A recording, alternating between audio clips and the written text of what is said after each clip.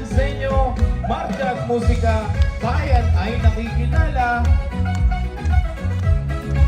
At ang Palawan Express, nalulad ang mga world-class Tanseño na nabuwi ng iba't ibang karangalan sa mga international competitions.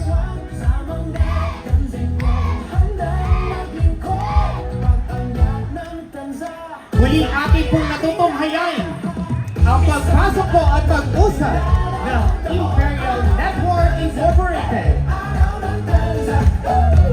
Bilang bahagi po ng ating terang talento, ang float ng Imperial Network ay sumisimbolo sa talento at galing ng mga Tanseño. Tampok ang mga instrumento at elemento ng marcha at musika na nagpapakita ng disiplina at pagkakaisa. Ipinapakita nito na kayang makipagsabayan ng bansa sa mas mataas na antas at may pagmalaki ang kanilang kakayahan. Kaway-kaway tayo sa float ng Imperial Network Incorporated. Magandang gabi po at maraming salamat Imperial Network. Sa lupang hinubog ng panahon. At ang kasunod na float ng Imperial Network ay ang float ng Palawan Express. Sa mga pagsubok, serbisyo ang tugon. At dulan ng float na to, ang ating mga kababayan na nag-uwi ng iba't ibang karangalan sa iba't ibang international competitions.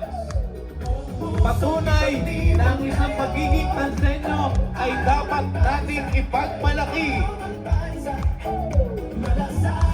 Sa mamamayan, serbisyo tungo sa maulan ng kinabukasan ng bayan. Ang pangalan po nating float ay ang Palawan Express na may temang World Class Tanseño.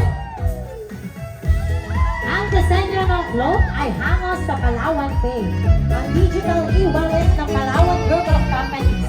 Bilang isa sa kanilang pangunahin at ipinagmamalaking produkto, ang Palawan Pay ay sumisimbolo ng inobasyon, kaginhawaan at pagpapalakas sa kakayahang pinansyal ng mga Pilipino dito man o sa ibang bansa.